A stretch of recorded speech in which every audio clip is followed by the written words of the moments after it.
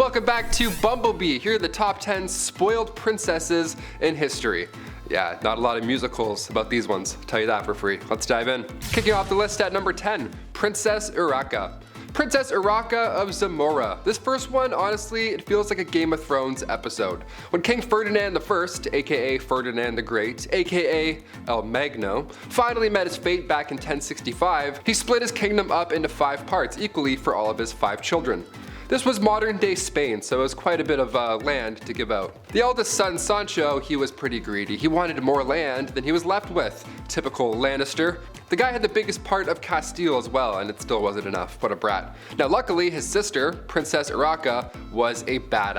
She stood up to her brother. She's the Arya Stark of the family. She's like, you know what? Nah, knock it off, pal. How does that sound? The princess sent in some hired help. Yeah, he was disguised as a negotiator, but really this guy was Ezio Auditore. This guy was from Assassin's Creed, the musical. He had a different agenda, you know what I'm saying? And just like that, the brother was no longer an issue. Yeah, how nuts is that? Families can get wild sometimes. Everybody's got that one aunt, no doubt, but this is some next level drama right here.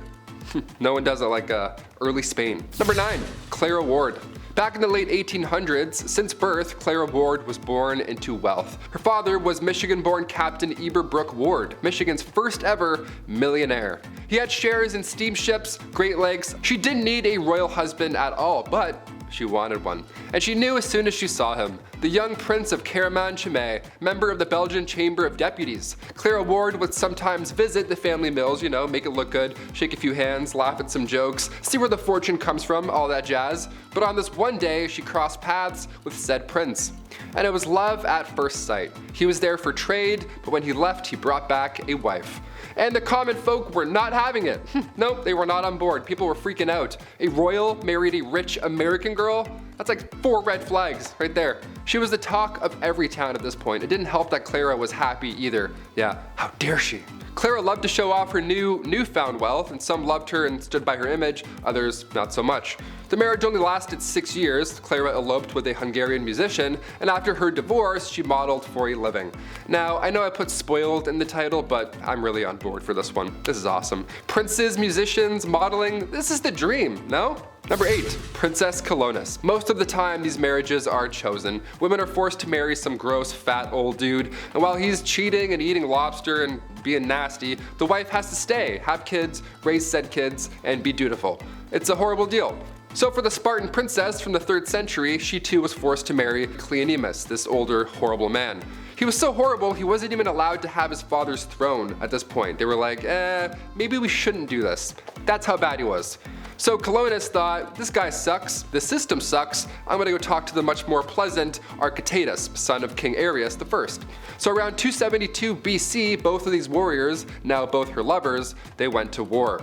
Chilonis was ready to leave it all behind if her husband won. This really was the final standoff, and he could not win. He was horrible. Luckily, her husband did not succeed, but we also have a Princess Chilonis to thank.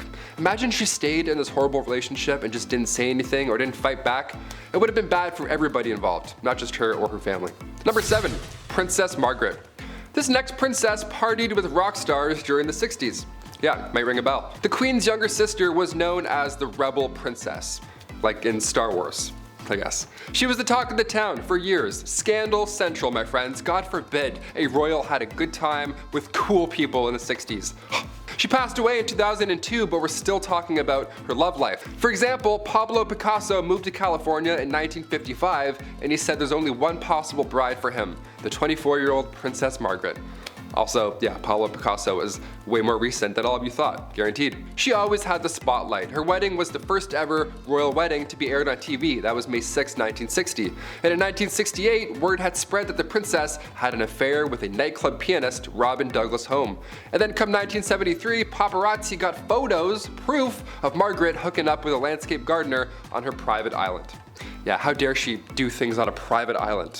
Where did they even get these photos? Like through bushes? These guys are crazy. And one of the most unusual facts surrounding Princess Margaret was that she was cremated.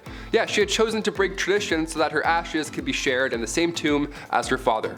Yeah, all these acts historically are unusual. They're unheard of, to party that often, publicly, to break vows, and then even after death still break tradition. To that I say kudos. The woman lived her life the way she wanted to. This is a life lesson, my friends. Unusual acts when it comes to royalty, yeah, we'll talk about that and have a good time. But it's also fair to mention that Princess Margaret also supported more than 80 charity organizations in her lifetime.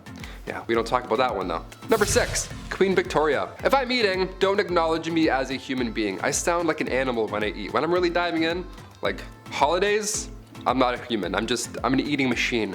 I don't waste any time, I love food, and if you're a queen and you can eat fast, well, everybody else has to eat at the same pace as you. How lovely is that? This began back in Queen Victoria's time. The queen loved to feast and she didn't waste any time at all. The way the royal family works is that when the queen is done, you're done. Doesn't matter where you are in your meal, if she just puts her cutlery down, everything is going, and then the next course will come in. You can even have one bite. You could be like, okay, here we go, and then it's gone, just like that. All because she could eat a lot of food in a short amount of time. Hurry up, slowpoke. Also, once the queen gave a toast, you couldn't even speak at that point. Yeah, just right down to business, just eating food, that's it. This food would be taken away at lightning speed, so you better get what you wanted fast. You'd only have like 2 minutes, really. I would just put food in my pockets, like it's all you can eat sushi. That's what I'll do. I'll never leave sushi behind, no matter how full I am. Never. That's one rule I'll never break. I'll pocket the rest, always. I'll bring a coat with a lot of pockets.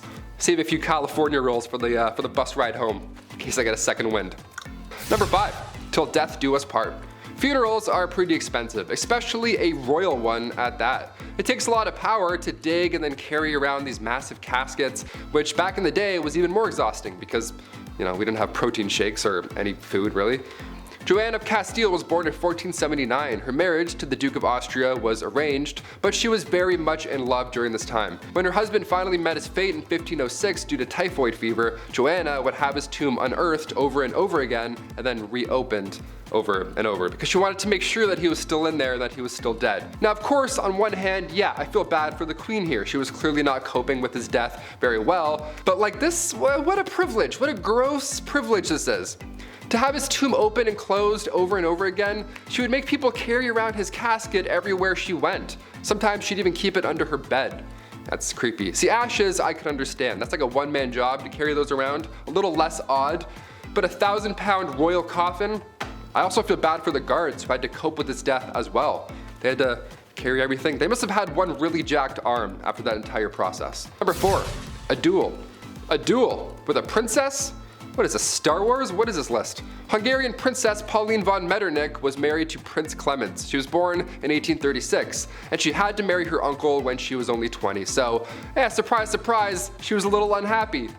Weird, right? Who would have guessed? So since the marriage began, her husband was involved in numerous affairs. He liked going after actresses or singers, whoever. He barely paid any attention to her at all. That is until, she started to have a little fun in life. Yeah, then he's like, how dare she? Yeah, once she got over this gross prince, she had a great time. She drank, she smoked, she defied convention, all things you shouldn't do, but most notably, her duel in the summer of 1892. Yeah, she challenged another royal, a countess, to a duel, in nothing but a corset. To this day, it's not yet determined who won this duel, but a princess dueling in the dark after some drinks? This is epic, this is wild. Imagine if this was a Disney princess instead of Sleeping Beauty. Are you kidding me? Parents would be like, okay, go off, queen. I'm on board. Don't look. Number 3, Ice Princess. Anna Ivanova, the Empress of Russia from 1730 to 1740. Okay, where to begin with this one? It's kind of chilly. First of all, Russia is a pretty cold place. This is coming from a Canadian. This next story sounds absolutely awful. In celebration of their victory over the Ottoman Empire, Anna Ivanova gave the order to build an ice house. An ice palace, rather. Of course, it's a palace, a big glorious, the best of the best for a princess, right, always. 20 meters by 50 meters. Every corner was carefully crafted. Some guy was just like licking the corners to make sure they weren't sharp. There were intricate decorations all over, like ice trees, ice birds, yeah, you get it, a lot of ice, it was an ice thing. Everything was made out of ice. How magical is that? Hope you brought your non-slips. Princess Ivanova arranged this to celebrate the marriage of one of her maids and a prince. These two didn't know each other prior. They were then forced to marry each other in a freezing cold palace, and then they had to ride an elephant. Again, in a freezing cold palace. And all the guests were forced to attend the wedding dressed up like clowns. Yeah, this is pretty awful. Nothing like the film Frozen at all. Way different of a princess. Different Anna. Number 2, Heart of Glass. Alexandria of Bavaria, the 23-year-old Bavarian princess who believed she was made out of glass. Isn't that fun? Isn't that fun to deal with? Imagine that. Alexandria was also quite the scholar at the time. The young 19th century princess was into reading and literature, all that good stuff. But she also believed that when she was younger, she had swallowed a tiny glass piano. So if she were to move around too quickly or bump into anything, she was afraid her inner piano would shatter into pieces. Do I think this is a princess being spoiled? No, not at all. This was probably an undiagnosed psychological condition. But at the time, everybody was like, oh, she's just fragile, she's noble, she's a noble glass lady. No, she literally thought she was made out of glass. This is a problem. The glass delusion was common in the Middle Ages, but again, so were barbershop dentist surgeons, so, you know. And finally, number 1, Isabella of Spain. Going back to the 15th century to Queen Isabella of Spain, we're getting pretty nasty for this number 1. For queens to brag about their wealth, status, their man, you name it, is normal. But to brag that you've only bathed twice ever in your entire life, that's an odd flex. Okay. Well, way back in 537 AD, Rome had 11 aqueducts that ran to over 1,000 public fountains and over 900 bathhouses. It was quite important, but then when invading Goths came in and, cut them off, the Catholic Church had no idea how to fix the problem. So instead, they just started telling everybody that bathing was a sin only practiced by pagans. Yeah. But you know it's not a sin? Hitting that thumbs up. There you go. You made it through the entire awful dark list. I've been your host, Taylor McWaters. Those are the top 10 spoiled princesses in history, and we'll see you next time on Bumblebee. Peace. For example, Pablo Picasso. Picasso.